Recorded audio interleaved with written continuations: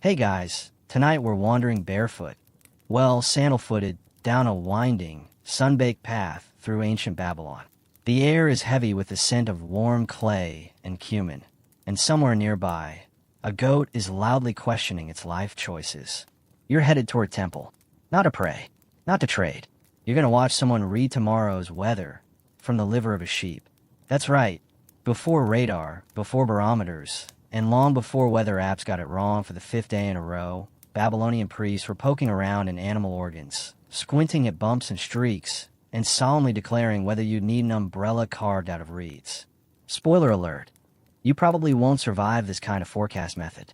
Not because it's dangerous, just because you'll faint somewhere around the part where they inspect a gallbladder wrinkle and call it a sign of divine cloud cover. So, before you get comfortable, take a moment to like the video and subscribe, but only if you genuinely enjoy what I do here. Also, drop your location and the local time in the comments. I love seeing where and when you're listening from. Now, dim the lights, maybe turn on a fan for that soft background hum, and let's ease into tonight's journey together. You trudge forward through the dusty street, robes swishing at your ankles. Babylon hums all around you. Wooden carts creak, market calls drift through the heat, and somewhere a scribe yells at a teenager for spilling ink on a legal tablet. A dog pants beside a shady stall. You pass three older men playing a board game called the Royal Game of You Are. One of them is cheating. They all know it. No one cares. The ziggurat looms ahead like a layer cake built by someone who really loves geometry. You're not climbing that, don't worry.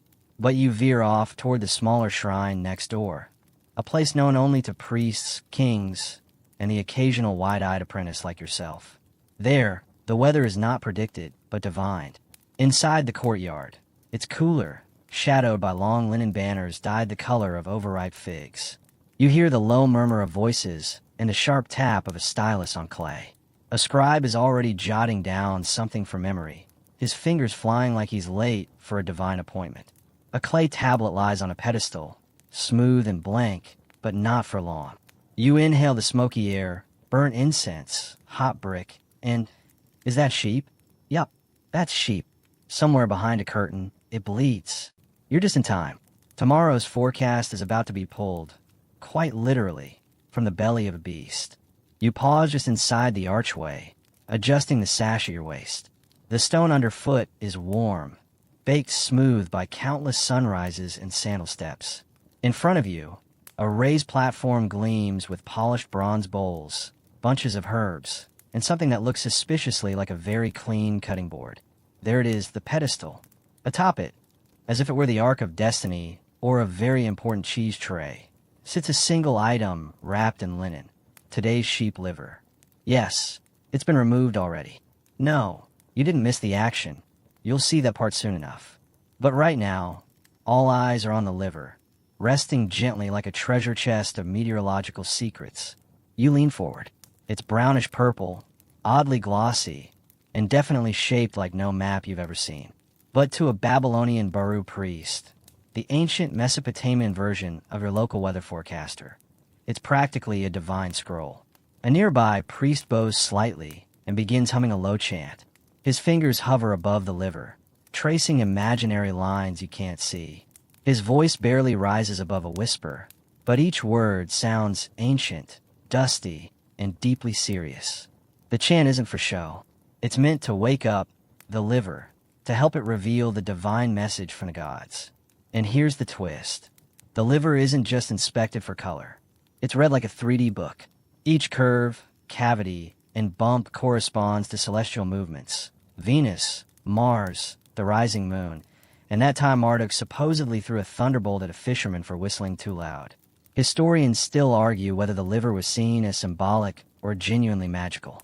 Some suggest it was just a very clever way to systematize observation, using metaphor as a memory aid. Others believe the Babylonians truly thought the gods carved messages into the meat. Either way, it's fascinating, and it smells, well, a little liver-y. Fun fact, Babylonian priests actually kept clay models of perfect livers, complete with carved zones and scribbled notes. Think of them as flashcards for the divine. If today's liver matched a particular pattern from those models, the priest would reference it like a weathered field guide. Ah, this crease here? That's a sure sign of east winds. Or possibly a royal scandal. You can't help but smile. Imagine pulling out your phone, opening your favorite weather app, and instead of icons, you're met with a detailed drawing of an organ labeled Zone 27B, unusual protrusion, may indicate light rain. That's the Babylonian forecast. No percentage of precipitation, just bumps, grooves, and a faith that somewhere in all that organic squishiness, the heavens are whispering secrets. You shuffle forward as the hum of chanting fades, replaced by the shush of fabric and the faint squeak of a stylus on clay. That's when you see him, the Baru priest. He's sitting cross-legged on a stone cushion, shaded by a curtain dyed the color of river mud. He's not what you expected. No flowing beard, no dramatic headpiece.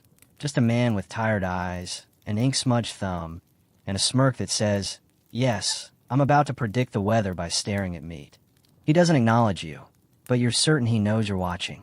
He picks up a stylus, gives the liver a long, thoughtful glance, then jabs the stylus into a small lump on the liver surface. "There," he mutters. "The storm hinge." Storm hinge. That sounds suspiciously made up, but no one around you flinches. In fact, a second priest leans in and nods. The two exchange a look only priests and chess grandmasters understand. You get the feeling that this priest could glance at a smear on a wall and tell you what your mother's cousin had for dinner. That's how much confidence he uses. And confidence is half the game. The other half, knowing where to poke a liver and sound convincing about it. The Baru isn't just a weather expert. He's a trained professional in the art of extispacy, a delightfully chewy word that means divination by entrails. In Babylon, that meant memorizing hundreds of liver types, patterns, signs, and the dreams of goats, because why not include those too? Historians still debate how accurate these priests were. Some say they were more political advisors than spiritual interpreters.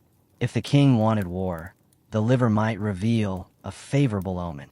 If the king wanted peace, well, suddenly the gallbladder suggested calm skies and an early harvest. Either way, the priest always walked away looking wise. You glance down at the priest's tablet. He's sketching quickly, outlining zones, nodding to himself like someone filling out the crossword in pen. It's oddly peaceful to watch. You get the sense this man could do it in his sleep, and possibly has. Then he clears his throat. "This line," he says, pointing at a curved groove near the liver's edge, "is narrow. That suggests brief rainfall." You nod solemnly, as if that makes total sense. A second priest whispers something and gestures toward the storm hinge again. There's a moment of silent disagreement, a soft eyebrow raise. Then the Baru waves his stylus dismissively. "Too shallow," he replies, "barely worth wetting the ground." You're not sure whether to be impressed or concerned. But one thing is clear, this man believes in his liver. And now so do you. The priest rises slowly, wiping his hands on a length of cloth that's seen more livers than most kitchens. You trail him at a respectful distance as he steps into a shaded alcove. There, in a shallow basin, rests a sheep, a very quiet one. You blink. It's not dead. Not yet. Before the liver can be read, there's a ritual. Not the dramatic kind with lightning and gongs, but a hushed, precise dance of oils, chants, and offerings. You watch as the priest dabs a line of perfumed oil along the sheep's back. The scent is oddly pleasant, something between sage and citrus. And for a moment, you almost forget what's about to happen. Two assistants hold the sheep still.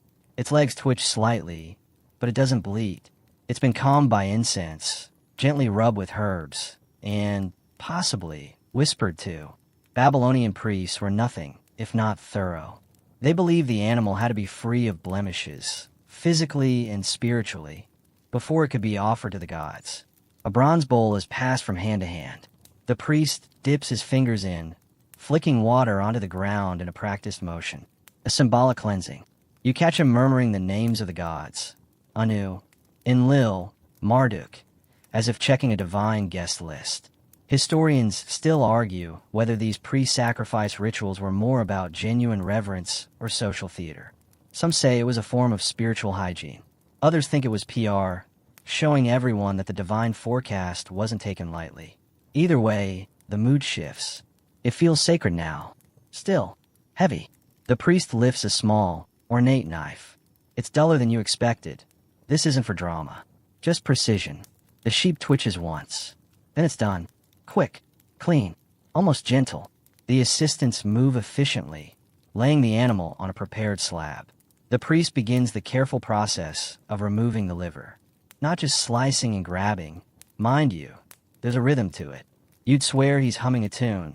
One hand steady while the other works like he's folding cloth rather than parting muscle. It's oddly peaceful. Quieter than a doctor's office. More solemn than a courtroom. Even the birds outside seem to hush for a moment. The liver is placed in a shallow dish of cool water, and the priest sighs through his nose, as if finishing a complicated math problem. You catch him mouthing a phrase, maybe thanks, maybe a question, and then he steps back. You're not sure whether to applaud or look away. But you do know this. Tomorrow's weather just became a sacred matter. The liver sits in a shallow dish like a damp riddle, glistening under the pale light streaming in from a slit in the wall. Around it, the priests shift their weight quietly, robes rustling like dry leaves. You step closer, careful not to disturb the delicate silence. The Baru priest returns, wiping his hands once more. He leans over the dish, narrowing his eyes as if squinting at a piece of particularly tricky poetry. With a soft grunt, he lifts the liver with a pair of carved wooden tongs and places it on the reading table. And just like that, the real performance begins. You'd expect the liver to be slippery, maybe even squishy, but somehow, in the priest's hands, it's dignified. It's not just an organ, it's a divine manuscript. Each bump, curve, and unexpected groove is treated with reverence, as if it might offer a prophecy or curse if mishandled. This ridge, the priest says, gesturing with the tip of his stylus, splits at the edge. A rare sign. Indicates divided winds from the east and south. Someone nearby jots that down. You wonder what it even means, divided winds? Sounds like weather with an identity crisis. Or maybe just gusts that can't commit. The priest circles to the other side of the table and taps another section gently. Unusual coloration here. Pale streaks. Possibly drought. Possibly. That's the thing. Nothing in extispicy is certain. Historians still debate whether these predictions were taken literally or simply used as springboards for further interpretation. Did the priest truly believe the gods whispered through connective tissue? Or was he, let's say, playing the room? Either way, the people believed. The king listened. And the sheep, well, the sheep didn't have a vote. You notice the liver has what looks like a dent near one side. Not a cut, just an indentation like someone pressed their thumb into clay and then walked away. The priest frowns at it, rubs his chin, and finally says, "This suggests instability in the upper skies." You try not to smirk. It sounds like something a very tired meteorologist might say after staring at cloud maps for 6 hours. But the others nod solemnly. The priest adds a note to his tablet. The whole process is surprisingly methodical, less mystical than you imagined, more like a very ancient science fair project. Observation, comparison, declaration, and always with that undercurrent of reverence. Because no matter how practiced or political, this is still a message from the gods. Or so they say. The priest leans back, cracking his knuckles. "That's enough for the first reading," he murmurs. "Now we let the signs settle." Settle? Yes. Apparently even sheep livers need time to breathe. The liver rests again in its dish, as if needing a break from all the divine scrutiny. The priests move around it slowly, adjusting clay lamps and whispering to each other in the careful tones reserved for libraries, temples, and particularly fragile scrolls. You shift your weight, starting to realize that weather forecasting in Babylon isn't a quick glance out the window. It's a full-day event. And somehow, it all hinges on this oddly elegant organ. The Baru returns with a clay model, a liver replica, baked and labeled with tiny inscriptions. It's divided into sections like a board game, little quadrants and notched ridges labeled for different omens. Zone A might correspond to wind, Zone B to harvest, Zone C, possibly royal gossip. You wouldn't be surprised. With the stylus, he compares today's liver to the model, occasionally pausing to mutter phrases like aligned with crescent fold or opposite the omen ridge. The stylus taps gently, always at a precise angle, as if trying not to wake the organ. One assistant produces a second model. This one's more detailed, featuring small protrusions that look like tiny hills. It reminds you of a miniature topographic map, which, in a way, is exactly what it is, a map of the heavens, encoded in sheep flesh. The priest frowns thoughtfully. 2 curves along the bile duct, same as the signs before last winter's frost. He murmurs. He glances up at the sky, which, of course, remains utterly blank and sunny. Not that it matters. Here, the sky takes a back seat to what's inside the sheep. Historians still argue whether these liver zones were standardized across cities or personalized by priestly schools. Some temples may have used entirely different codes, meaning a drought prediction in Babylon could be "you're gonna need sandals," and you are. One priest's storm was another's picnic. You lean in closer and spot a faint, worm-like line etched into the liver's upper lobe. The priest notices too. "Interesting," he says, clearly delighted. "This is the crossing mark. A sign of transition." You wait for more. Transition to what? Rain? Peace? Fish falling from the sky? But he just smiles enigmatically. Sometimes the gods are vague. The priest scribbles another note, then gestures toward the clay tablet resting nearby. It's time to record the findings officially. You realize, somewhat unexpectedly, that this isn't just about the present. These liver readings will be stored, archived, compared for years to come. The Babylonians weren't winging it. They were building a library of livers. And you, lucky you, get to watch history being written in organ meat. Again, you're beginning to understand now. Sort of. Or at least you're pretending to, which is pretty much how half the ancient world got through priestly ceremonies. The Buru priest taps once more on the liver with his stylus, then points toward a small lump on its underside. "This," he says with that confident tone reserved for people who know you won't argue, "is the omen of division." Division? He doesn't explain. Of course not. Because if you have to ask what the omen of division means, you're clearly not ready for the weather. Or politics. Or whatever fate Marduk has cooked up this week. The lump is no larger than a lentil, barely visible, but it's causing a whole lot of whispered debate. 2 younger priests gather around, pointing at it, trading guesses, and trying very hard not to sound like they're disagreeing.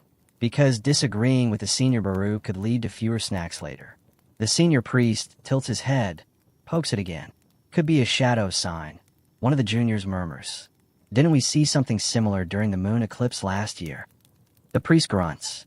"No, that was a western protrusion." Still, the other chimes in.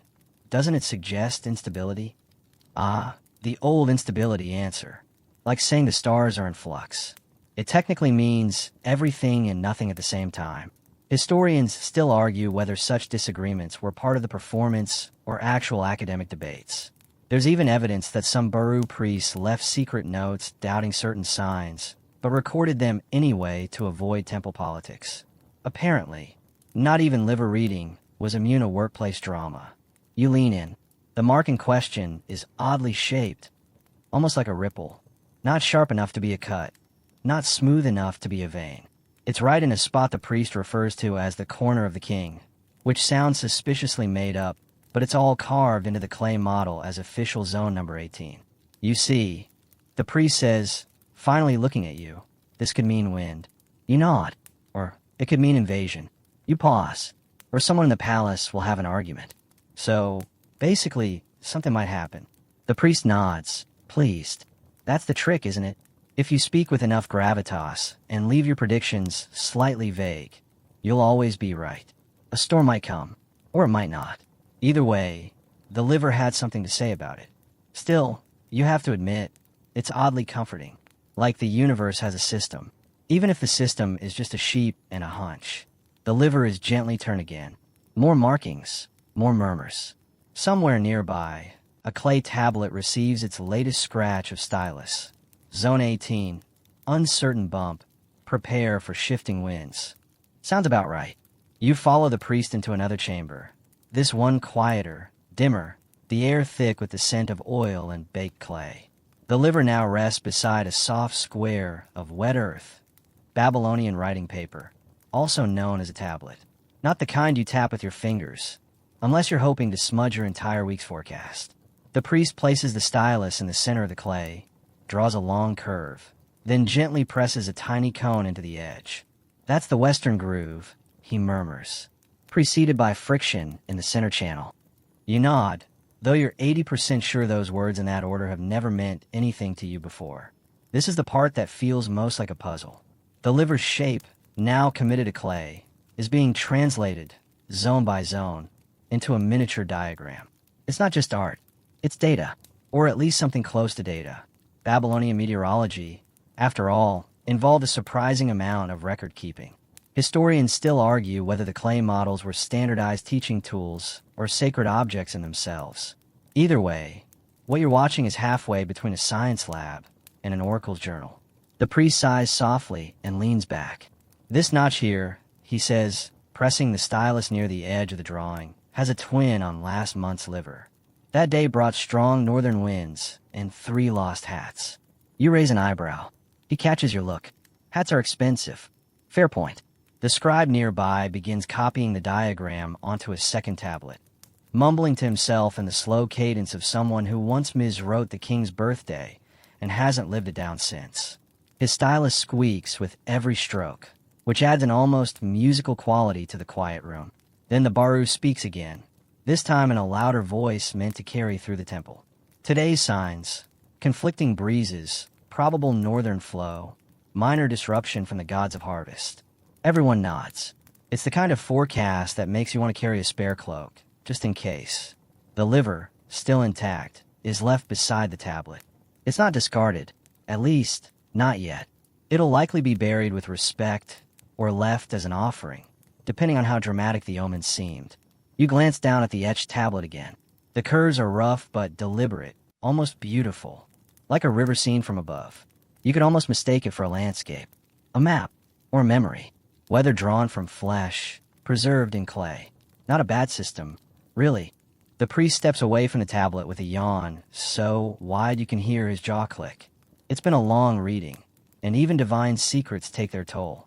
Someone brings in a small tray of figs and flatbread, setting it down gently near the doorway like it's too sacred to interrupt with chewing sounds.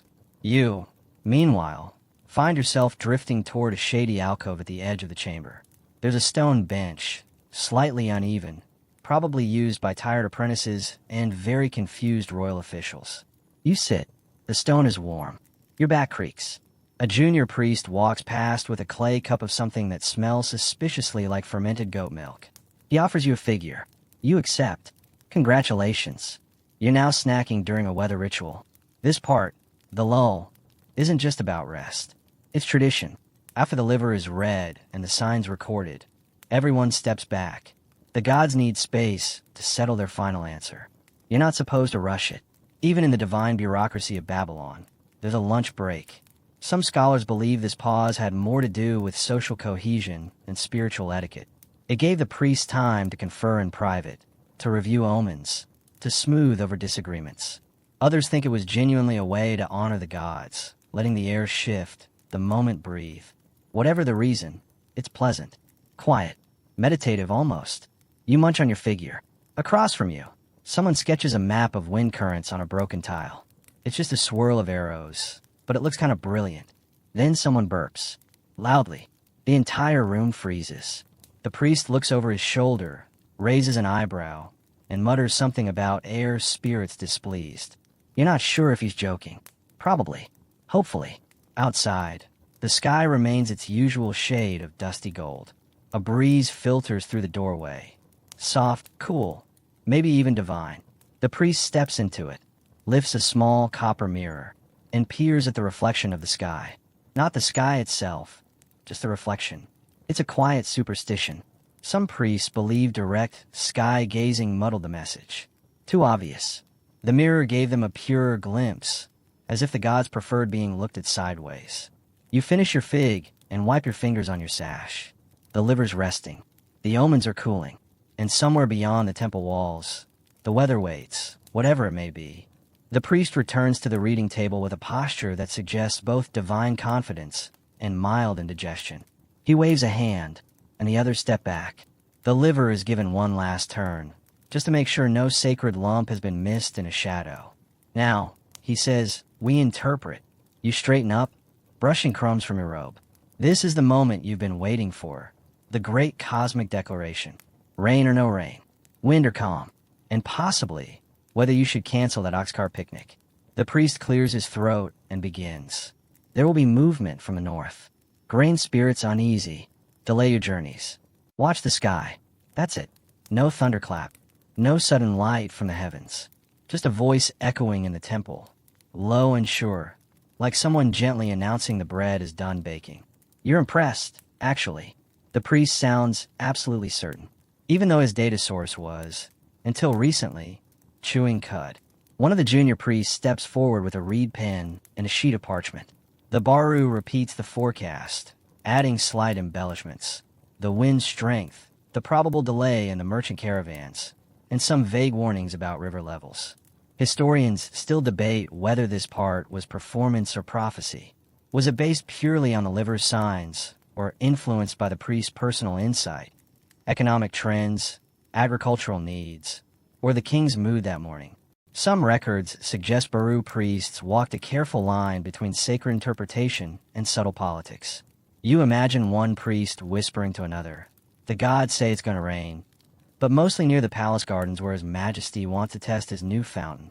Back in the chamber, a clay tablet is passed to the court messenger, who squints at the writing and hurries out, sandals slapping on the stone. That message will reach the palace within the hour. By tonight, plans may shift. Ceremonies might be postponed. A scheduled goat race could be moved to Thursday, and all because of a single squiggle on a sheep liver. The priest stretches, then steps back, his role fulfilled. The assistants begin tidying up. Incense is refreshed. The liver, blessed, studied, and gently drying, is wrapped in linen, ready to be buried in a ceremonial pit beneath the temple floor. You glance once more at the clay tablet, now etched with the day's divine findings. It's official. The gods have spoken. Probably. Maybe. Depending on the humidity. Just when you think the ceremony is complete and the temple will return to its usual silence, a familiar clatter announces the arrival of someone different. A man in a long, dark robe strides in, holding a wax tablet and looking mildly unimpressed. His brows are permanently furrowed, like he's allergic to nonsense. You've met his kind before. He's a court scribe, part bureaucrat, part skeptic, and wholly dedicated to making sure no one, not even the gods, fudges the paperwork. The priest sighs quietly. Sargon, he mutters under his breath. Again, Sargon, because of course that's his name. Nods curtly to the priest, and immediately begins questioning the forecast. Not out loud. He's far too polite for that. But his questions are baked into every raised eyebrow and every overly careful note he makes on his wax tablet. Division mark in the lower quadrant, he asks, not looking up. That would contradict the omen recorded on the 14th of Nisan, you know. The Baru priest doesn't flinch. It's a variation caused by seasonal shift, he replies coolly. The river winds have changed. You try not to smile. It's like watching a polite chess match, but with more liver references. Historians still debate the actual power balance between scribes and priests. Some argue the Baru held higher spiritual authority, while the scribes had royal ear. In practice, they needed each other, one for divine insight, the other for meticulous record-keeping, and neither wanted to be wrong. Sargon walks around the table, inspecting the clay diagram. Interesting rendering. Did you mark the gallbladder vein?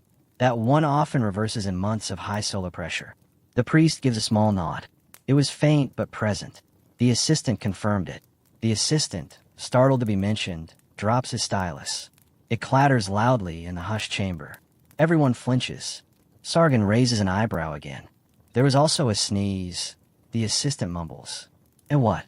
Sargon asks, actually looking up. The sheep sneeze, the assistant says. Before the incision. A pause. Sargon slowly turns to the priest. Was that recorded? The priest shrugs, somehow managing to radiate both wisdom and exhaustion. It's not technically part of the protocol, but it was noted. Sargon scribbles something angrily. You're fairly sure it's not a compliment. And yet, this exchange matters. The court scribe will file today's forecast, cross-reference it with celestial readings, and attach a recommendation to the king's council. It could affect temple offerings, trade routes, or even the scheduling of royal parades, all based on a liver and a sneeze. You lean back, marveling at the machinery of it all. Priests, scribes, sheep, clay, and cosmic guesswork, all woven together in one beautifully strange weather report.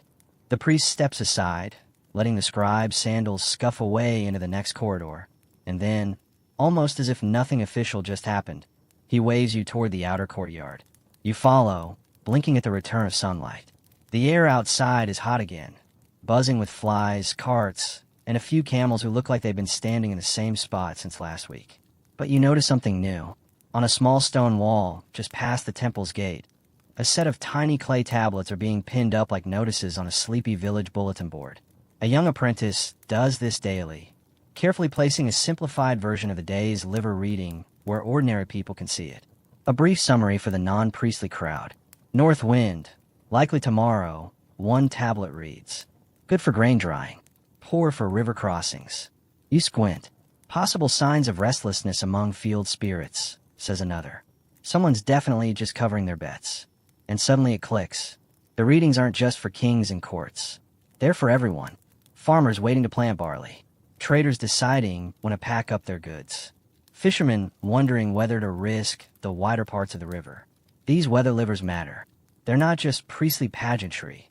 They're embedded in the daily Babylonian rhythm. Historians still argue how widespread belief in liver divination was. Some say it was deeply woven into the average person's thinking. Others suggest it was mostly a state ritual, with the general population absorbing the results like ancient gossip. Did you hear?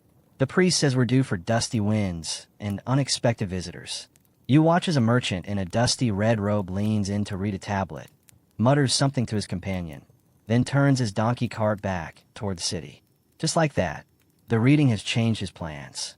Because when the gods speak, through liver or lightning, you listen. The temple servant pats the edge of the last tablet, straightens it slightly, and walks away humming. You trail him back toward the entrance, where the day's sheep, chosen earlier with care, has left only a faint scent and a few tufts of wool clinging to the altar stone. You step over the threshold again, back into the cool quiet where liver reading began. The priest is already preparing for tomorrow. Another clay model rests beside the tablet. A fresh stylus. A new sheep likely bleating nervously just out of earshot. And above all, the sky. Wide, cloudless, waiting. Weather is coming, whether it likes it or not. You linger near the edge of the chamber now, where shadow meets light, and the air smells faintly of charred reeds and something oddly like cinnamon.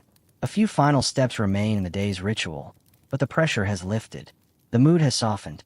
No more tense stylus tapping or suspicious bumps to interpret, just quiet rituals of closure. The priest begins to hum, low and rhythmic, while he walks in a small circle around the empty altar.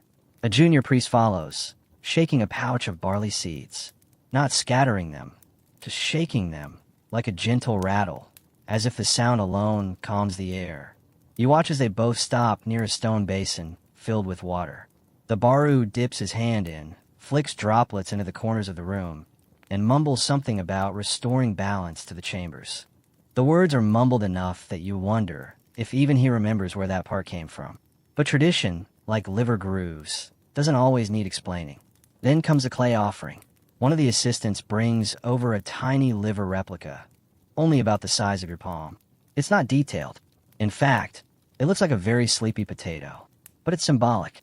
The priest places it at the base of a small statue of the god Shamash, the deity of justice and order.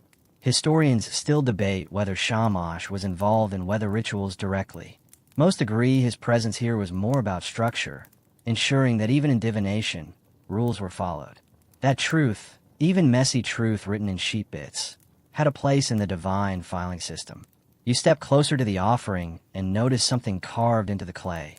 A tiny spiral, a symbol of cycles, of repetition, of weather that returns, and questions that never quite go away. Someone behind you clears their throat and mutters, "The spiral again. That's the third this month. Maybe the gods are bored."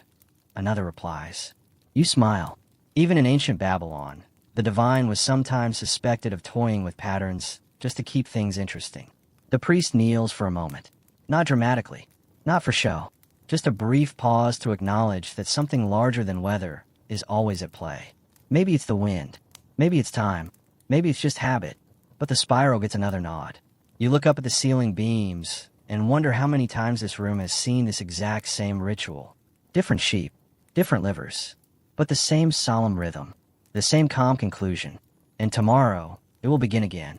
The temple begins to quiet in that particular way places do when their purpose, for now, has been fulfilled. Footsteps soften, voices lower. A few priests gather in a far corner to eat lentil cakes and complain about sandals. Someone hums a hymn off-key. Even the sheep pen outside falls oddly silent, as if the next animal in line knows it just missed its divine audition. You remain seated on the bench near the now-cold reading table, watching as a junior scribe collects today's used styluses into a reed basket. One of them drops to the floor with a dull clink and rolls to your foot. You hand it back, and the scribe gives you a small bow, half respect, half exhaustion. Meanwhile, the Baru priest reviews the final record on a fresh tablet. He doesn't write anything now. He just reads what's already been written, mouthing the words slowly, as if tasting them one last time before handing them over to history. This, he says softly to no one in particular, will be filed with the eclipse logs. You blink. Eclipse logs? Apparently, yes. Liver readings were sometimes stored alongside celestial events, creating a kind of cosmic scrapbook. Historians still argue how precise these logs were. Some suggest priests kept detailed calendars of every storm, wind, and goat hiccup. Others think the logs were more symbolic, weather stories told in clay, to be revisited on long nights when no one trusted the sky. You glance at one of the older tablets resting nearby, cracked but legible. It mentions frost during a planting festival, and a wind that whistled the name of the dead. That one sound dramatic, but hey, so do most weather forecasts when read aloud by someone wearing a ceremonial hat. The Baru priest gathers the new tablet and walks it to a shelf along the northern wall. It's not grand, just wooden slats wedged into clay, but it holds decades of liver lore.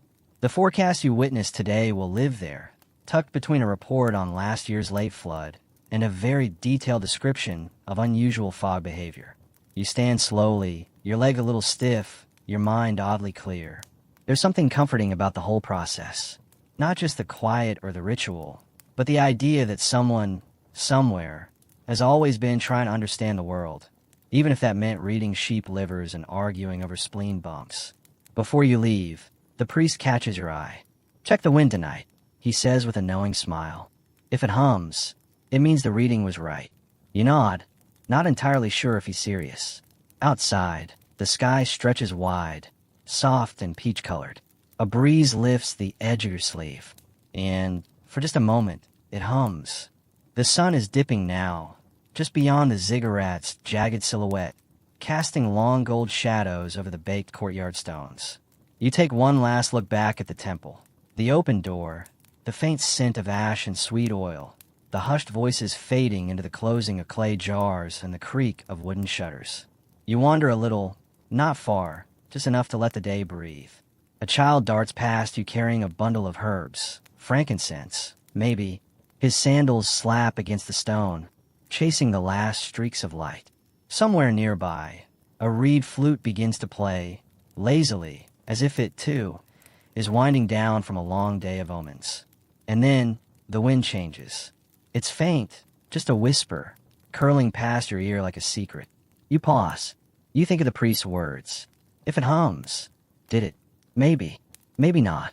But somehow, it feels like the day's reading, clay, flesh, scribbles, and all, has done what was meant to do.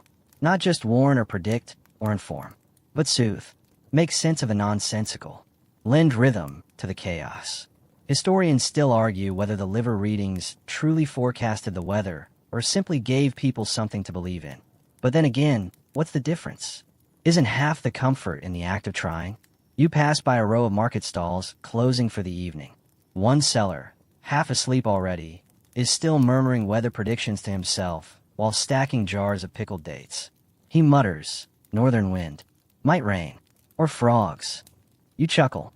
Even here, liver logic trickles down like rainwater in cracked stone. At the city's edge, fields rustle quietly under the last golden rays. A shepherd, bent with age and wool, watches the horizon with narrowed eyes. He probably doesn't care much for priestly proclamations. He has his own signs. how the sheep huddle, how the ground smells after noon, how the clouds chew the light when they're about to burst. But tonight, maybe he listened. Maybe the priest's words echoed just enough to make him bring his flock in early. You stand a while longer, watching the sky shift color. The stars blink on, slowly, hesitantly, like they're waiting for you to say goodbye. And then you turn, taking the first steps back through Babylon's sleeping streets, wrapped in a warmth not from the sun, but from the quiet knowledge that somewhere, someone tried to understand the world today. And maybe, just maybe got close. The streets empty behind you as the city fades into the hush of twilight. Your steps slow. There's no hurry now. No decisions to make. No sheep to read. No divine forecast to decipher. Only the stillness. The sky above melts from gold to indigo, a soft hush falling like silk across rooftops and garden walls. Far in the distance, a dog barks once, then gives up. Even a breeze feels sleepy, more exhale than gust, as it nudges your robes and carries the scent of baked brick and sweet fig. You find a quiet spot, an old stone bench warmed by the day's sun, and sit, back relaxed, gaze tilted toward the stars. They blink and glitter gently, unconcerned by human questions, sheep livers, or scribes with ink-stained fingers. And you begin to feel it, your shoulders loosening, your breath slowing, the soft tug of rest behind your eyes. The rhythms of Babylon melt into background hums. The faint pulse of footsteps, the distant lull of a flute, the echo of rituals already fading into memory. You don't need to remember every bump on the liver. You don't need to decode every zone, every sign. Tonight was not about knowing. It was about being. Being present in a world where the sacred lives in the ordinary. Where a sheep's liver can speak, if you learn to listen.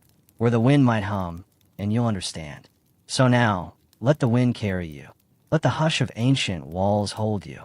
Let your eyes grow heavy. Sleep comes gently, like prophecy whispered in a quiet room. Good night, friend.